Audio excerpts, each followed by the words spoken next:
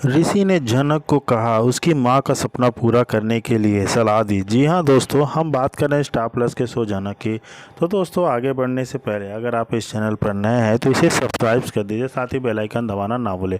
Video अच्छा लगे तो इसे लाइक ज़रूर कीजिएगा। चलिए आगे बढ़ते हैं दोस्तों। जैसे कि हम देख रहे हैं कि एपिसोड की शुरुआत में ऋषि अचानक कोमल भाव से दिखाते हुए जनक को अपनी माँ के सपनों को पूरा करने की सलाह देता है, पर जनक ऐसा बदलाव मंजूर नहीं करती। वह उसकी मंशा पर शक करती है और स्पष्ट रूप से कहती है उसे लगता है कि ऋषि के भीतर कोई गहरी गलती छिपी हुई है।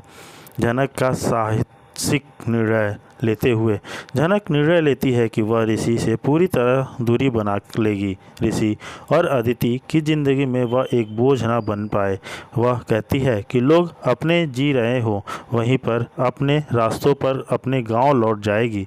इसी बीच थाने में कृष्णेंदु कोई चालाक पत्रकार है, इंस्पेक्टर जनरल और अफसरों पर प्रभाव डालता है और कहता है कि ऋषि ने जनक को जानबूझकर हादसे में फंसाया है।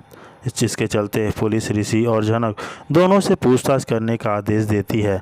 वहीं दूसरी तरफ ऋषि के घर में अदिति शत्रु मुद्रा में दिखती है। वह जोर देती है कि नूतन की अंतिम विधियां उस घर में नहीं होगी। अदिति साफ कहती है कि जनक अब उनका घर छोड़ दे और अनिरुद्ध सामाजिक कार्यकर्ता पिता दिखाते हुए जनक देखे। इसी बीच वह ऋषि पर आरोप लगाती है कि उसने जनक की पढ़ाई का जिम्मा ले लिया और वह अब उन गलतियों का परिणाम भुगतेगा।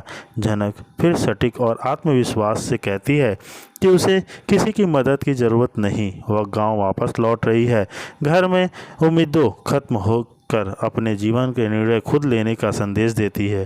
पुलिस ऋषि से दुर्घटना से सिलसिले में पूछताछ करती है और जनक सहजता से कहती है कि ऋषि एक ईमानदार अधिकारी है और उसे समझ नहीं आता क्यों वो सवालों के घेरे में है। अदिति इस दौरान जनक पर तीखे हमले करती है और जनक का ठहराव सभी को हैरान कर देता है। जिस तरह फूल खुद को ऋषि की पत्नी घोषित करती है, जिससे अदिति आग बबूला हो जाती है और ऋषि को तीखा सवालों का सामना करना पड़ता है। जनक चुपके से एक पत्र लिखती है और सबको वापिस किए बिना घर छोड़ने का ठान लेती है, जो उसकी आत्मनिर्भर की ओर उठाया गया साहसी कदम है। जी हाँ दोस्तों, वहीं दूसरी तरफ तो जब सारे तर्क टूटते दिखे तब जनक खुद ही अपने लिए उठ खड़ी होती है, चाहे परिस्थितियाँ कितनी भी कठोर क्यों ना हो। ऋषि के अंदर का गिल्ट और आदिति का प्रतिकूल रवैया, सारे पात्र अपनी अपनी राजनीति में उलझे हुए हैं और जनक वो सफ़र पर है अपने सम्मान और स्वाधीनता की राह पर। जी हाँ दोस्तों, वहीं दूसरी तरफ दादा भाई जनक से पूछते हैं कि क्या उसने कुछ छुपा खाया है। इंदुमती बताती है कि जनक लगातार रो रही है और खाना भी मना कर रही है। तनुश्री चिंतित दिखती है कि काजू और बादाम बार बार जनक से मिलने जा रहे हैं, जिससे उनकी पढ़ाई पर असर पड़ सकता है। तब इंदुमती सुझाव देती है कि चूंकि नूतन अब नहीं रही, बेहतर होगा कि जनक को उसके गाँव भेज दिया जाए, विशेषकर गंगा स्नान के बाद। लेकिन दादा भाई असहज हैं और कहते हैं कि जनक सदमे में है। तनुश्री यह कहते हुए चिंता कम करती है कि वह बहुत भावुक हो रहे हैं। वहीं दूसरी तरफ पुतुल आती है और बताती है कि जनक गांव जाना चाहती है, लेकिन उससे हल्का बुखार भी है। तनुश्री फैसला लेती है कि जनक को कुछ और दिन वहीं रहने दिया जाए। वहीं इंदुमती कहती है कि उसके लिए निजी कार की व्यवस्था की जाए और साथ ही अदिति और ऋषि के विवाह को प्राथमिकता दी जाए। तनुश्री सहमत हो जाती है। उनका मानना है कि दोनों को तब तक शांति नहीं मिलेगी जब तक जनक घर में रहेगी। अनिरुद्ध घर पहुंचते हैं और परिवार उनका स्वागत करता है। तनुश्री उन्हें बताती है कि अदिति के विवाह के लिए हामी भर दी है और जल्द ही शादी तय होनी चाहिए। अनिरुद्ध इस बात से सहमत है। इंदुमती उत्सुकता जताती है कि अनिरुद्ध ने मिठाइयाँ और फल क्यों लाए हैं, जबकि अनिरुद्ध जवाब देते हैं कि यह सब जनक के लिए है। अनिरुद्ध जैसे ही जनक आती है, अनिरुद्ध को लगता है कि क्या नूतन ने जनक को सच में उसकी बेटी बताया था या किसी कारणवश झूठ बोला था। वे नरमी से जनक से पूछते हैं कि उसकी माँ का नाम क्या था। जनक पुष्टि करती है नूतन। आगे अनिरुद्ध पूछते हैं कि उसके पिता कौन है, लेकिन जनक कहती है उसे पिता का नाम याद नहीं। वह व्यक्ति जिसने उसे और उसकी माँ को छोड़ दिया, उसका नाम उसे नहीं पता।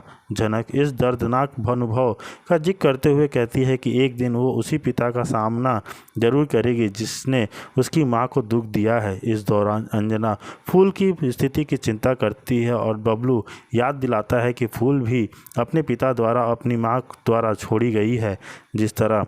जी हाँ दोस्तों, अनिरुद्ध का झनक के शंका भरा संपर्क और झनक की भावनात्मक प्रतिक्रिया उसकी माँ के प्रति उसके प्रेम और पिता के प्रति उसकी खिन्नता दिखाई देती है। झनक के लिए चिंता और निर्णय प्रक्रिया में सक्रिय होती है। शुरुआत में संवेदनशील है लेकिन पराशर और भी चीज़ बता देता है कि बस आप उसका केयर कीजिएगा, आपके ऊपर भरोसा है हमें, और आप ही एक हैं जो इंसान संभाल सकते हैं फूल को, नहीं तो जिस तरह से हमारी हालत है हम खुद उसे संभाल नहीं पाएंगे। तभी ऋषि सांत्वना देता है, पराशर जी आप चिंता मत कीजिए, हम हैं, हम यहाँ उसका देखभाल कर लेंगे। इधर मुखिया जी भी सुन लेते हैं सारी बातें और ऐसी बातें सुनने के बाद मुखिया जी भी बहुत ज़्यादा भावुक हो जाते हैं। ऋषि को यह समझ में नहीं आता है कि आखिर वह आगे क्या करे क्योंकि पराशर बहुत ज़्यादा रो रहा होता है।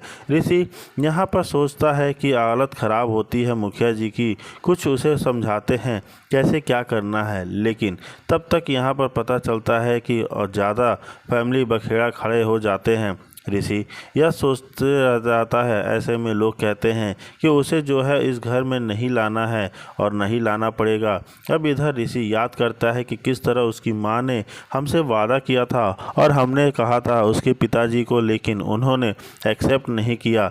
मुखिया जी कहते हैं कि अगर तुमको पता है इसका बाप कौन है, बोलता है हाँ हमें पता है कि वो इसी शहर में है, लेकिन फिर भी कहता है उसे क्योंकि नहीं बता देते, तो बोलता है नहीं समय आने पर सबको बताऊंगा, और वहां से ऋषि भाग जाता है घर से। ऐसे में उसकी माँ काफ़ी ज़्यादा मूड खराब कर लेती है और बैठ जाती है एक तरफ। ऋषि आजकल मनमानी क्यों कर रहा है? मुखिया जी जाते हैं फूल के पास क्योंकि फूल आ चुकी है घर पे, यानी ऋषि के घर पे, और कहते हैं कि बहुत ही स्ट्रांग हो और तुम ना अब यहाँ पर कठार के रहना, आराम से मस्त एकदम पढ़ाई लिखाई करोगी क्योंकि तुम्हारी एग्ज़ाम बहुत नज़दीक है और तुमको बहाना नहीं मिलेगा ना कि मैं ठीक नहीं थी तो परीक्षा नहीं दे पाई। तभी वो कहते हैं कि मुखिया जी आप हमें यहाँ पर क्यों लाए हैं? बोलती है कि हमें घर भेज देती है, हम चले जाएंगे, वहाँ कोई ना कोई दिक्कत नहीं होगी, कुछ दिन से ठीक हो जाती है। लेकिन सब लोग कहते हैं कि नहीं अभी तुम कैसे जा सकती हो। खासकर ऋषि उसका सपोर्ट करता है और बोलता है कि तुम अभी उसके घर नहीं जाओगी। उसके घर वाले ये कहते हैं कि हाँ सही तो बोल रही है बेचारी, आप इसको घर पे छोड़ना चाहिए था, ऐसी मुसीबत आई घर पे, आखिर यहाँ पर फूल को नहीं एहसास होता है ये लोग ऐसी बातें क्यों कर रहे हैं। लेकिन जब ये बोलती हैं कि तुम जो उसे छोड़ दो थे, ऐसे नौबत में छोड़ देना चाहिए था, लेकिन फूल को लगता है शायद लोग ऐसी ही बातें कर रहे हो सकते हैं। लेकिन यहाँ पर खुशी फील करती है और कहती है कि एक समय आएगा तो क्या आप लोग हमारी मदद नहीं करेंगे? जब हम रहेंगे तो ज़रूर रहेंगे।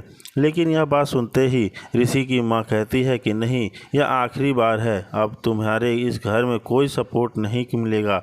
जहाँ ऋषि है पुतुल के पास जाओ, इसके कमरे में जाकर छोड़ दो। लेकिन यहाँ पर उसकी माँ ज़्यादा बिगड़ जाती है, कहती है कि नहीं इसे खुद अब सेल्फ डिपेंडेंट होना पड़ेगा, हम लोग कब तक इसका सहारा बनेंगे, खुद इसे खुद सब कुछ संभालना पड़ेगा, अपनी जिम्मेदारी उठानी पड़ेगी।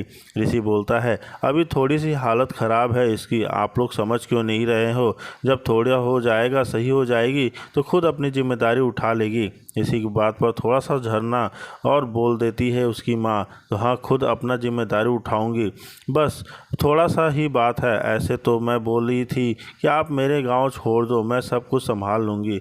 लेकिन इसी को बोलता है आप लोग घर जाइए, हम यहाँ पे इसे संभाल लेंगे। फिर यहाँ पर जो बुरा हाल लगता है कि यह बातें सुनते कि तभी मुखिया जी समझाते हैं कि बेटा तुम चिंता मत करो, हम लोग हैं यहाँ पर, सब कुछ संभाल लेंगे, तुम्हें देख लेंगे।